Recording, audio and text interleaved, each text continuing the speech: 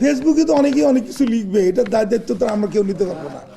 এই গুজবের বিষয়ে আমার নলেজে আসে নাই, তবে আমরা যদি এরকম কোনো কিছু গুজব দেখি তাহলে আমাদের সাইবার টিম এটা নিয়ে কাজ করবে। চিকিৎসকের নিরাপত্তার ব্যাপারে যথেষ্ট সতর্কতা অবলম্বন করা হয়েছে। অলরেডি নেত্রকোনার পুলিশ সুপারকে আমি ডিআইজি মহোদয় স্যারের সাথে কথা বলেছি, পুলিশ সুপারকে বলা হয়েছে, এবং পুলিশ সুপার এবং মদর থানার ওসি ওই চিকিৎসকের সাথে সার্বক্ষণিক যোগাযোগ রাখছেন। আমরাও কারা কারা তাকে থ্রেট দিচ্ছে, নিরাপত্তা ঝুঁকি আছে এরকম যারা যারা তাদেরকে থ্রেট দিচ্ছে তাদের ফেসবুকে আমরা ট্রাভেল করছি। যদি এরকম আমরা পাই তাহলে আমরা অবশ্যই তাদের বিরুদ্ধে আইনানুগ ব্যবস্থা গ্রহণ করব। আত্মগোপনে ছিল তো সে, আমরা এটা নিয়ে ঘটনার পর থেকেই গত 3 দিন থেকে কাজ করছি। তো সে প্রথমে গেছে গাজীপুর, তারপরে গেছে কোথায় যেন ওটা গাজীপুরে যে টঙ্গী, তারপরে ওখান থেকে চলে এসছে গৌরীপুর। তো আমরা কিন্তু তাকে তার ট্রাভেলটা আমরা দেখতেছিলাম, কিন্তু সে কোনো মোবাইল সাথে রাখতেছিল না, সে কারণে তাকে আমরা ট্রেস করতে পারতেছিলাম না। পরবর্তীতে আরও উন্নত প্রযুক্তির সহায়তায় আমরা তাকে গৌরীপুরে ট্রেস করেছি আর কি।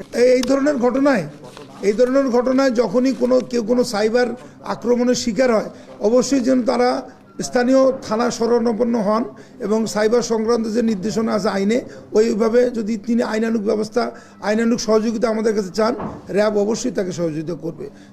ম্যাক্সিমাম ক্ষেত্রে দেখা যায় যে ওনারা আইনের আশ্রয় না নিয়ে ওনারা ভয়ে পান কিংবা আমি সাজেস্ট করব যে যারা এই ধরনের ভুক্তভোগী তারা অবশ্যই যেন আইন শৃঙ্খলা বাহিনীর কাছে জিনিসটা প্রকাশ করে এবং আমাদের কাছে ডিটেলস নিয়ে আসলে আমরা তাকে আইনি সহায়তা দিতে বাধ্য এবং দিব। এই দেখুন, এগুলো তো আমাদের সাবজেক্ট না, যারা এগুলো অপারেট করে শিক্ষা মন্ত্রণালয় কিংবা মাদ্রাসা শিক্ষা বোর্ড, এগুলো তারা ভালো উত্তর দিতে পারবে যে কেন মেয়েদের স্কুলে পুরুষ থাকে, এগুলো তাদেরকে জিজ্ঞেস করলে আমার ভালো হয়। দেখুন, অভিযুক্ত তো অস্বীকার করতেই পারে, যেহেতু তার নামে এই নারী শিশু নির্যাতন দমন আইনে একটা মামলা হয়েছে এবং এখন প্রাথমিকভাবে তাকে অভিযুক্ত করা হয়েছে, সে তো অস্বীকার করতেই পারে। তদন্তে যদি সে নির্দোষ প্রমাণিত হয় তখন তাকে অবশ্যই আইনানুগ প্রয়োজনীয় ব্যবস্থা গ্রহণ করবে তদন্তকারী কর্মকর্তা। বাট প্রাথমিকভাবে যেহেতু সে অভিযুক্ত, এ ব্যাপারে এখনই আমাদের বেশি মন্তব্য করার সুযোগ নাই, যে জিনিসটা সাবজুডিস ইস্যু, বেশি কিছু বলার সুযোগ নেই আমাদের না। আমরা প্রথমে তো তাকে, এটা তো একটা চাঞ্চল্যকর ইস্যু ছিল, প্রথমে তাকে অ্যারেস্ট করা দরকার ছিল, আমরা তাকে অ্যারেস্ট করলাম।